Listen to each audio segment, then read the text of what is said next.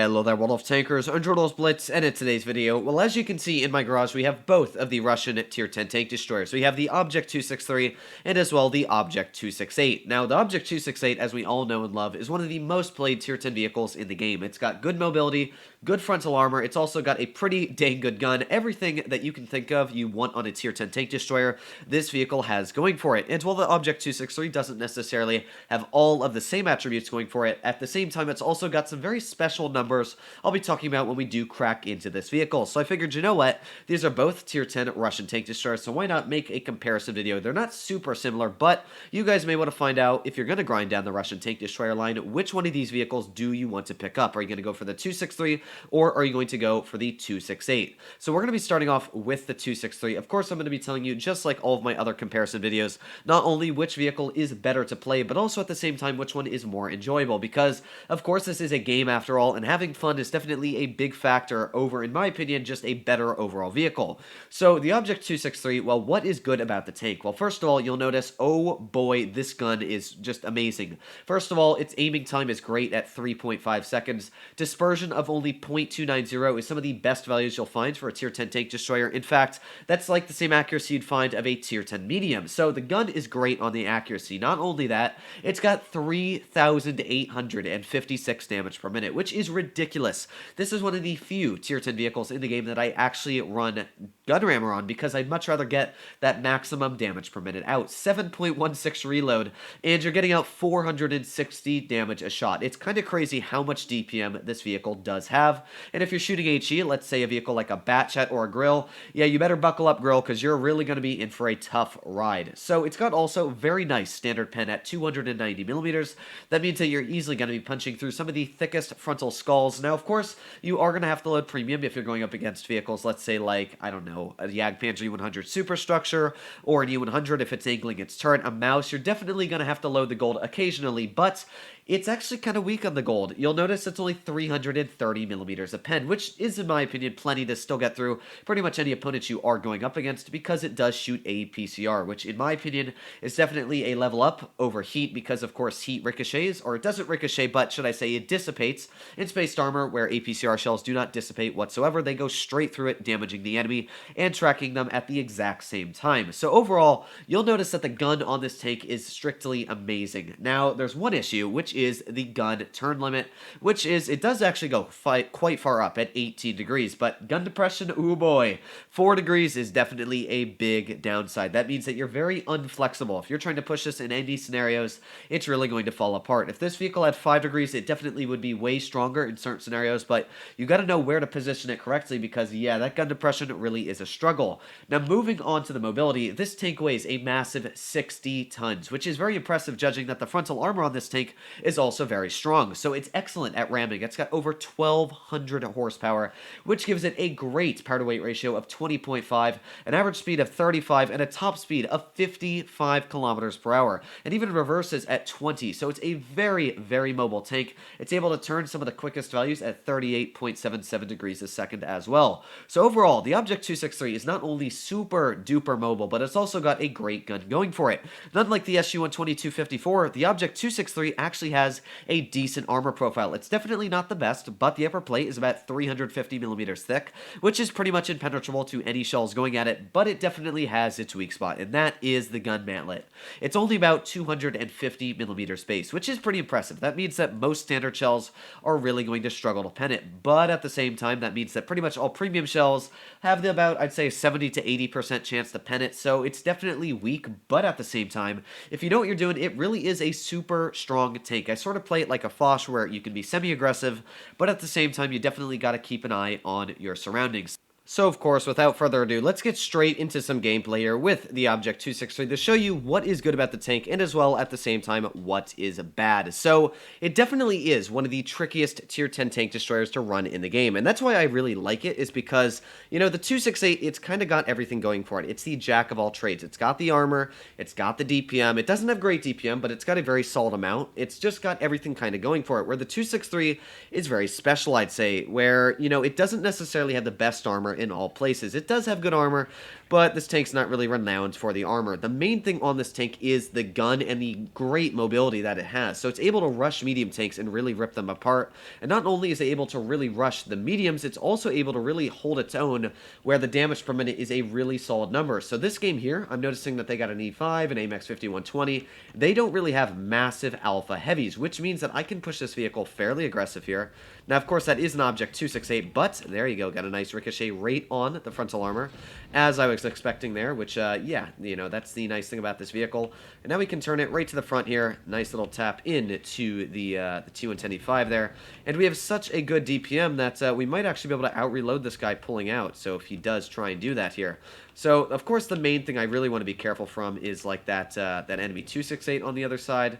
But at the same time, I can stay fairly aggressive here. There we go. The E5 did pen us, but at the same time, let's get a nice tap right back into him there for 419 damage. We did get hit by the AMX, but it's not the end of the world.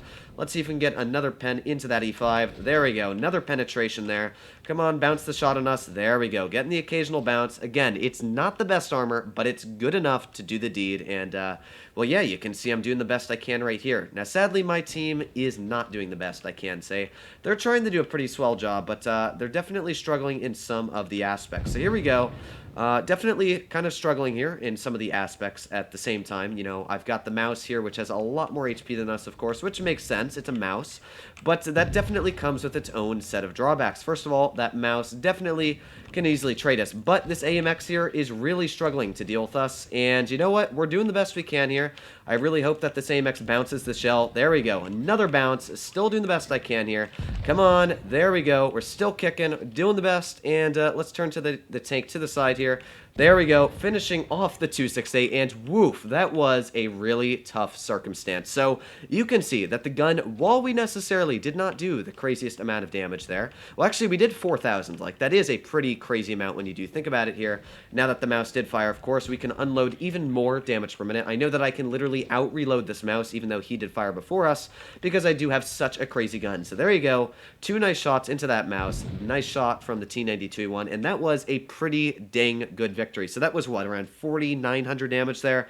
As you could see, it was very, very tense at the last couple of seconds. I really had to pay attention. 5,000 damage. And that's where the 263 really does well, is you can rack up the damage extremely quickly. That game was only about, what, 2.5 minutes at that? How long was it? 2 minutes and 28 seconds. So about that on the dot. And in that 2 minute and 28 second game, we were able to do 5,000 damage. So really crazy on how much damage it is capable of getting out in that short amount of time.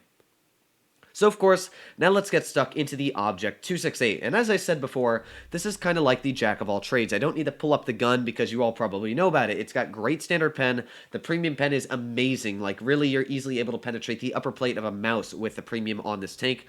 Not only that, it's got great aiming time. It's got great dispersion. It's got good alpha at 640.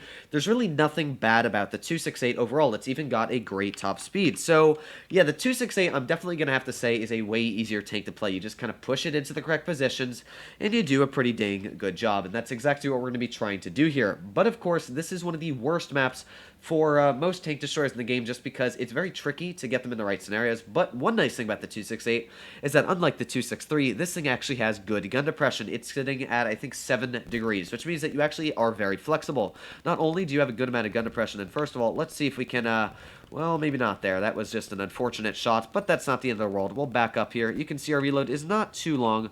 I'm actually going to plop up my adrenaline here because, you know, vehicles like that 121B, if they try crossing, oh boy, you know I'm going to try and get my shots in onto that 121B. But it doesn't look like the enemy team is actually going to be crossing there, so I'm going to be pushing up a little bit more forwards here, seeing what the enemy team has in for store over here for me. If they're going to push up, or they're going to pull out to the side. Because, yeah, actually they did push up, but, yeah, I'm still going to aim up to the front here, see if anybody else wants to start pulling out to the side. So let's see exactly what does happen. We got that Jagdpanzer right in the front here, and, well, I can't really hit him right now, but I'm going to push up, see if we can get that penetrating shell in. Aim at the side, actually aim at the front, it would appear.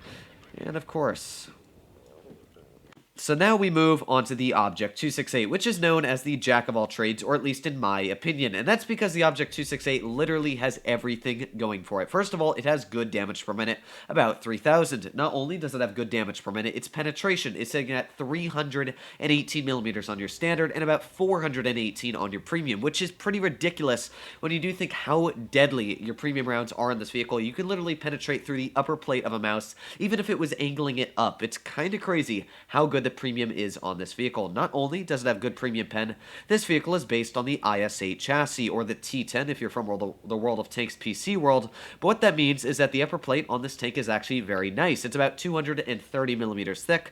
The superstructure of the tank is about 240, so it does get the nice occasional bounce overall. Everything on this tank is very nice, and unlike the Object 263, which is sitting at 460 average damage, the 268 is sitting at 640, so definitely the numbers a little bit twisted there for the Object 268, but of course Alpha, at least in my opinion, is definitely key, especially for a vehicle. Imagine if the 263 had 640 Alpha with dealing the same damage per minute. That would be crazy. So here we go, we got the Object 704 right out in the open, and well, you can definitely see what happens when your aiming time is definitely a little bit longer. And as well, I'm noticing a little bit of a bad trend right here, which is that. That is not something I want to run into.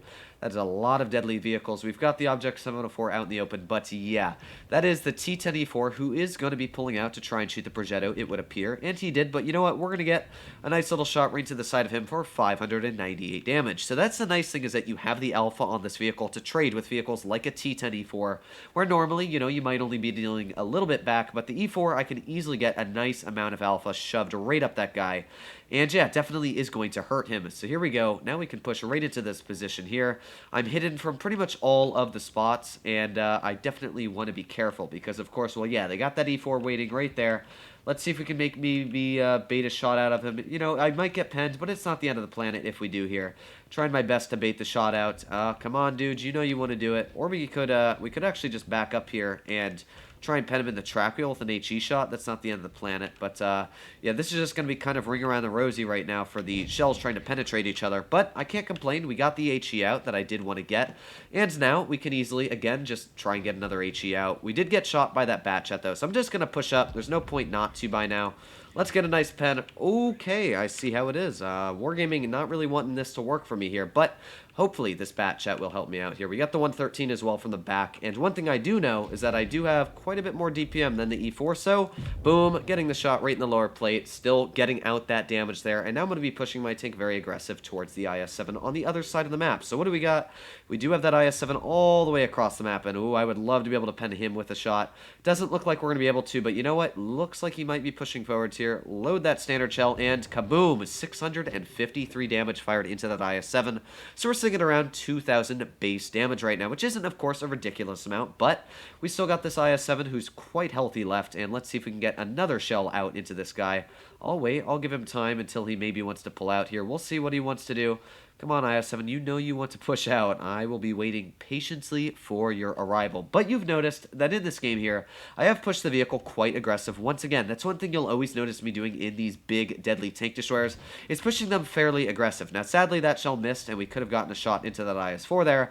But the nice thing about the 268, again, is that when you miss your shots, it is, no, not as devastating, because, of course, you deal a lot more damage per shot. So here we go. Let's see. We got that IS-4 pulling right out, and there we go, 746 damage. Again, that alpha really is key in certain scenarios. Like, now just one more shot and we've broken the 3,000 damage barrier, where the 263, I definitely would have had to fire a lot more shells to get out that damage, but at the same time, of course, the 263, I probably would have easily cleared the 3,000 damage barrier by this time in the battle. So we've got the 2.6, not the 2.6, I'm losing my mind here. We got the IS-7 right out in the open, and, well, yeah, I'm just going to pull out and try and rush this guy here. We should easily be able to pull out here before this guy has reloaded and maybe get a shot into him here. So that's exactly what I'm going to try and do. Nice little pen right into the frontal armor of that IS-7, and I'll let him deal with that WZ-113, because of course now I'm going to have to deal with somebody else, which is that IS-4. So let's go pull out. Let's even see if we can get maybe a shot. Oof, 113 messed up that shot. But, of course, we've got that wonderful high explosive, which is one thing that I forgot to cover. Of course, the 268 also gets that wonderful HE, which is really able to put the hurt on the enemy vehicles with dealing 960 average damage. So you'd think that pretty much everything I've said so far is kind of hinting towards the 263 in not really winning this comparison. And yeah, I'm actually going to have to say that. You can see that this is a pretty simple game, able to come out in victory. And how much damage did we end up finishing off with? About 4,000 damage. Not a crazy amount, but again, a pretty solid amount for the battle that we did pull out. My voice is really dying late at night here, but that really showed that the 268 as well is really a strong tank. So both of these vehicles are really strong in their correct attributes. But the nice thing about the 268 is that it just has so many more scenarios where you can be so good, where, you know, the 263, oh my god, it would have been the worst possible tank to play on Oasis Palms if we'd pushed dunes, because of course, I only have 4 degrees of gun depression, I have awful side armor, my track wheel's easy. That E4 probably could have made quick work of this if I wasn't playing correctly. So definitely there's scenarios where both of these tanks do very well, but I'm going to have to lean not only towards is the 263 a better vehicle overall, it's also more fun to play because the 263, and I hope I didn't say 263 is better, I meant the 268 if I did say that, but the issue with the 263 is while it is more fun for me to play, the issue is that for the average player, it's very hard to get out the great game as you saw there me do for 5,000, and even once you do get out a great game, you still have to be very conscious on what you're doing the next game and the next game, where the 268, it's pretty simple. You push into a bush, you do 640, you push out, blah, blah, blah. It's just a very simple tank, and I definitely think that the 268 is going to win today's comparison. So let me know what you guys think in the comments down below. But other than that, I hope you're all doing well out there. Stay happy, stay healthy, and I'll see you in the next one.